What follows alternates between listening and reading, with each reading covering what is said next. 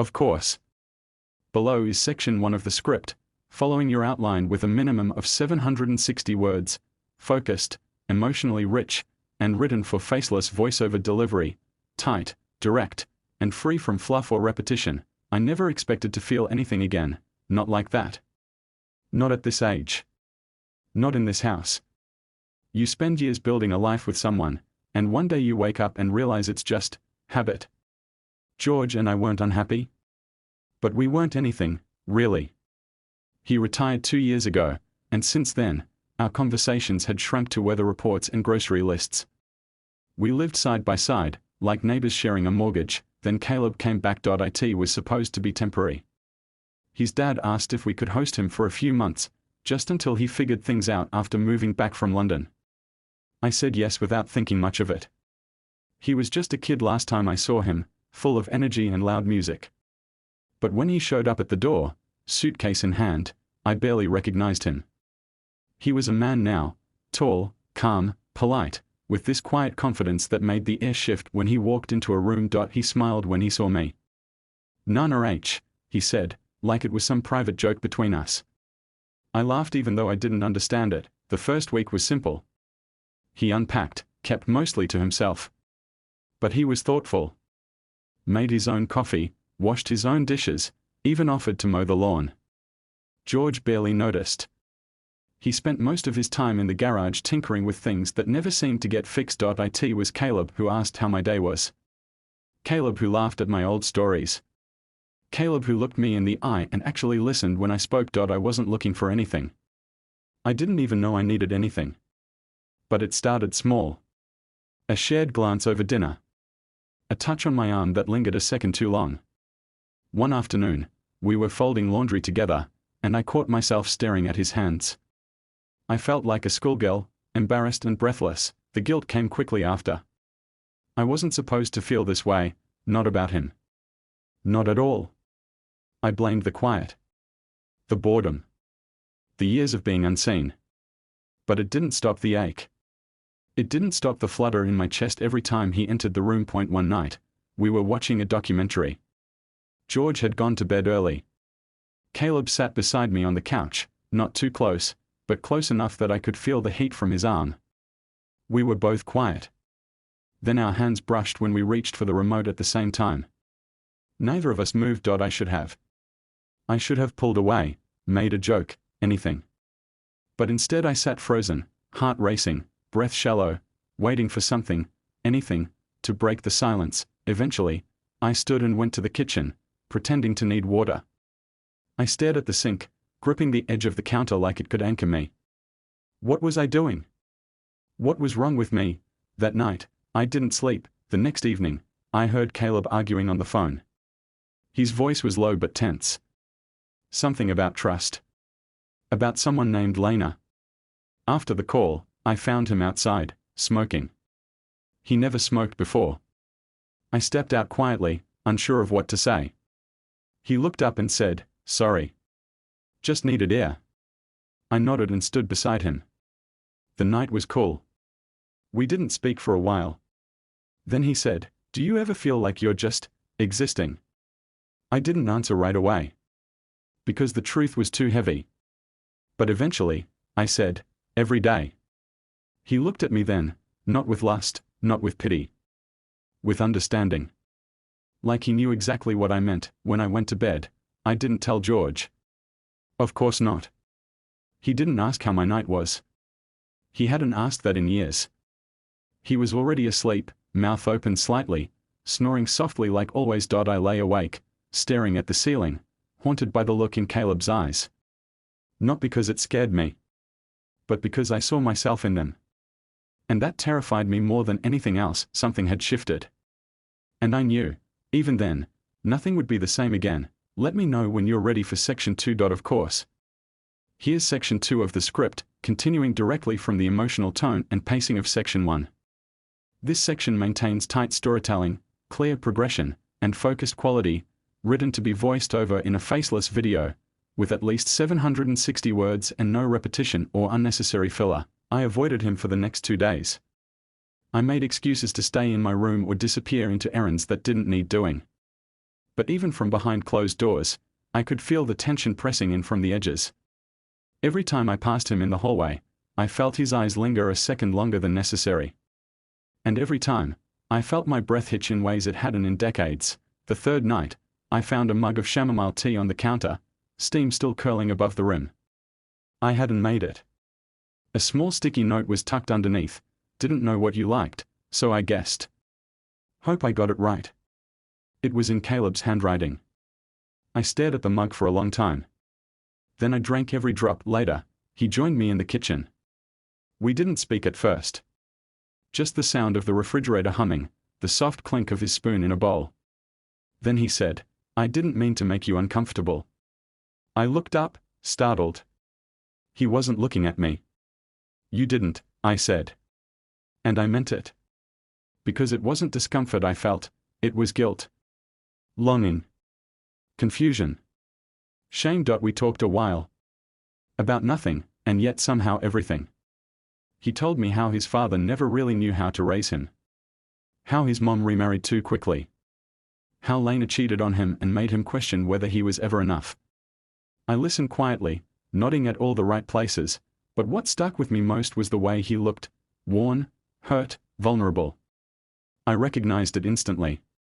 I saw it in my own reflection every morning. When he said, "I think people just want to feel seen," I felt something crack open inside me.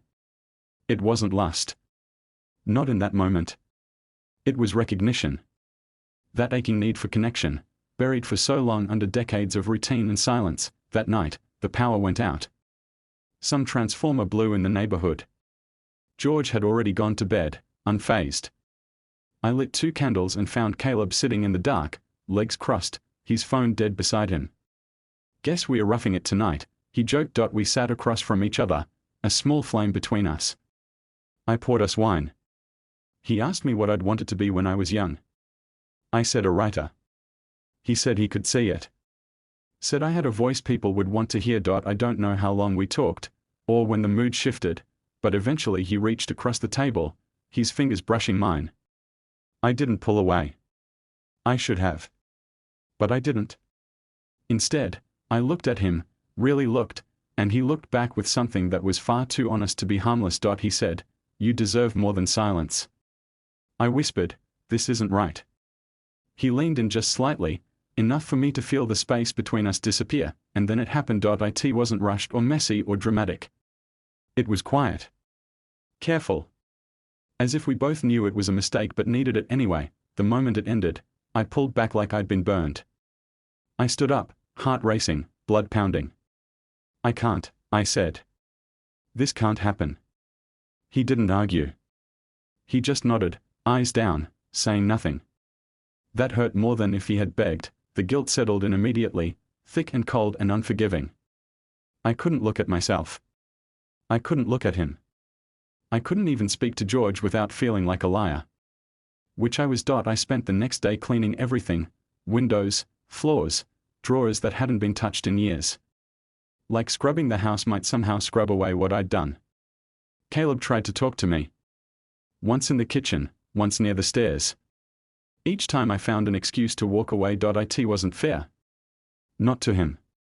But I didn't know what else to do. On the 4th evening, he stopped me as I was heading to the garden. "I need to know," he said. "Was it just a mistake to you?" I didn't answer right away. I looked at him, really looked, and saw someone who had given me something I hadn't felt in years. Something real. "It wasn't a mistake," I said. "It was a moment. And we can't live in moments." He nodded slowly. I felt something. "So did I said. "And that's exactly why it has to stop." He didn't push. He didn't argue. He just walked past me and closed the door behind him, and I stood there, surrounded by everything I thought I knew, feeling like I had just betrayed it all. Let me know when you're ready for section 3, the emotional climax and ending. Of course. Here's section 3 of the script, written in the same voiceover-ready, concise, emotionally rich style. The section delivers closure, consequence, and emotional weight, completing the story in a minimum of 760 words. With no repetition and no wasted space, I told myself it was over. that whatever passed between us was done, folded into the past and buried beneath decency and shame. But lies, even the ones we tell ourselves, have a weight. And the house felt heavier every day. Caleb kept his distance. No more late-night talks, no more quiet gestures. He became polite. Distant. A guest, nothing more. That should have made it easier. Instead, it made everything worse. I missed the way he looked at me like I mattered. I missed being asked how I was. With George, things went on as they always had. Breakfast in silence, chores in isolation. If he noticed the tension, he said nothing. Maybe he'd stopped noticing anything at all. I found Caleb's note 2 days before he left. It was folded neatly on the kitchen table, written in his familiar, slanted handwriting. I needed to feel something real again. You gave me that. Thank you. I hope you find whatever it is you've been looking for. I read it 3 times. Then I sat down and cried in a way I hadn't allowed myself to in years, not because I lost him, but because he had seen me and I let him go anyway. And because I knew he was never mine to keep. George came in while I was wiping my face. He looked at me for a moment longer than usual. You okay lately? He asked, not unkindly, just curious, as if I'd suddenly become a stranger in my own kitchen. I don't know, I said, which was the most honest answer I could give. That night, the silence between us returned to normal, comforting in its familiarity, but hollow. I lay awake next to him, staring at the ceiling again, wondering when we stopped being people and became placeholders. I never told anyone what happened. Not my friends, not my sister, not even a diary. It's the kind of thing that reshapes your insides but leaves everything on the outside perfectly intact. No one would guess. No one would ask. And I wouldn't offer. The truth sat inside me, not like a wound, but like a memory I both cherished and regretted. Caleb had reminded me that I wasn't done feeling. That I could still be seen, wanted, alive. But it came at a cost. I couldn't hate him for it. I couldn't hate myself either, though I tried. Some mornings, I'd walk past his empty room and pause, just for a second. Not because I expected him there, but because part of me still listened for his voice. It faded with time. The memory didn't leave, but it stopped screaming. It whispered instead, like a song you once loved but haven't played in years. I tried to find things to fill the silence. Gardening, reading, volunteering. I laughed when I needed to, smiled when appropriate. Life moved forward, because it had to. But something inside me had shifted, permanently. A fracture I couldn't seal. One afternoon, George and I sat on the porch. We hadn't spoken in an hour. Then, out of nowhere, he said, "You've seemed different since Caleb left."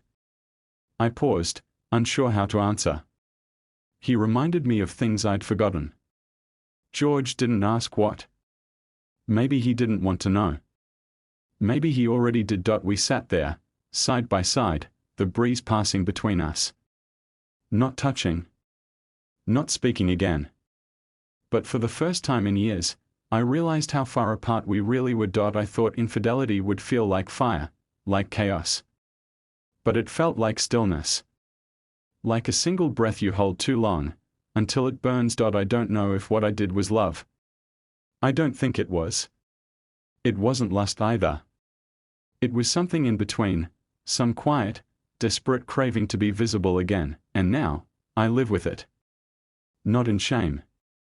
Not in pride.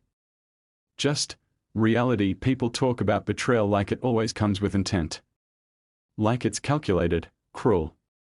But sometimes it's a lonely heart reaching for warmth in the wrong direction.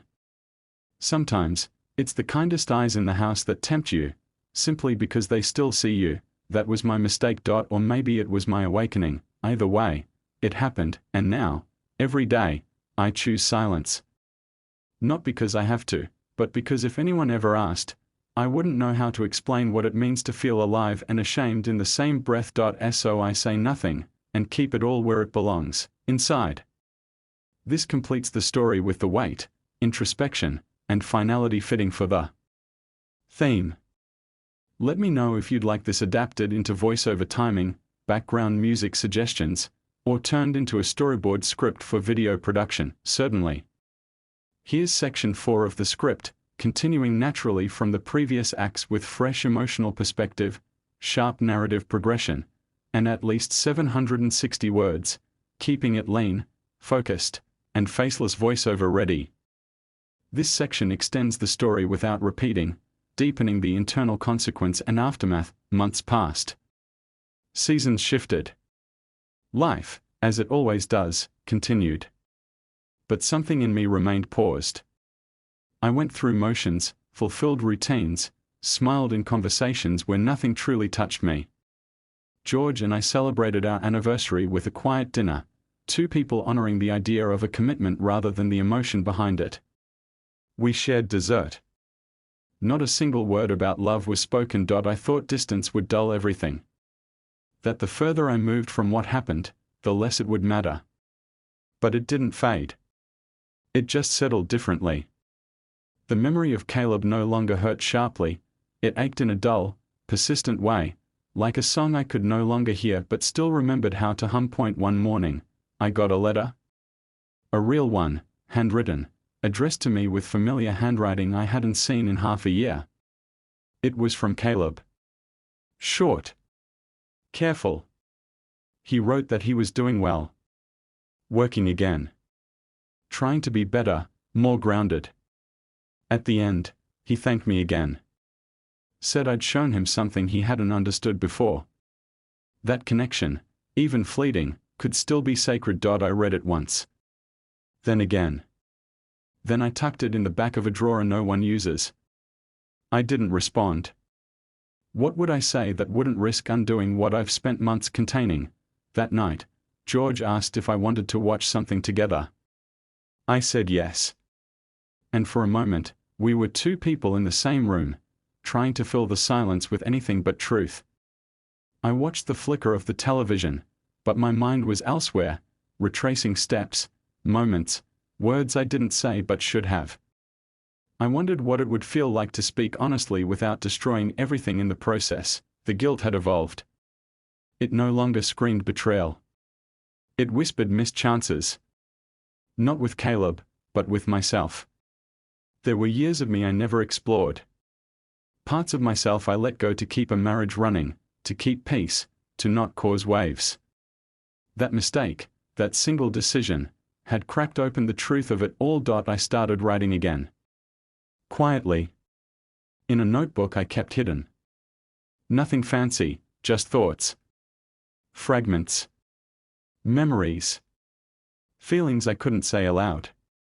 The more I wrote, the more I saw how hollow I'd let myself become. Not because of George. Not because of Caleb. But because I stopped asking myself what I wanted a long time ago. People think infidelity ends when the person leaves. When the dust settles. But sometimes, it's just the beginning of realizing how far you've drifted from your own life. I never blamed Caleb. I don't even blame myself anymore. It happened because I was starving emotionally, and someone noticed. That kind of noticing is rare. That kind of attention feels like salvation when you've been invisible for too long. But it doesn't last. And it doesn't solve anything. What it does is expose. Reveal. Force you to confront the parts of your life you've allowed to wither in silence. George isn't cruel. He never was. But he's been gone emotionally for longer than I admitted. And I enabled it. I let us shrink into strangers with polite habits and cold routines. One day, I asked him, "Do you think we are happy?" He looked startled. Then quiet. He didn't answer right away. When he did, he said, "I think we are comfortable." That was the most honest thing he'd said in years. I nodded. "But are we alive in it?" He didn't respond. Maybe he didn't know how to. Maybe he didn't want to. I didn't press. I wasn't looking to fight. I just needed to know if he saw it too, that slow erosion of passion, the dulling of presence. And maybe he did. But seeing something isn't the same as changing it. I kept writing. Pages and pages. Not about Caleb. About myself. About the years I lost trying to be the right version of a woman, a wife, a placeholder for something safe. I wrote until I found my voice again. One morning, I left a note on the table for George. Just one line: if comfort is all we want, then this is enough. But if we want more, we need to speak. He didn't reply right away. That was weeks ago. We still haven't had that conversation. Maybe we never will. Maybe some silences aren't meant to be broken, but I've changed. Quietly. Permanently. Not because of a man, but because of what that moment forced me to remember, who I used to be before the quiet settled in. And now, every day, I ask myself one question: am I choosing silence, or am I just afraid of being heard? The answer shifts. But at least now, I'm brave enough to ask it. Let me know if you'd like to continue with section 5 or package the full story for production.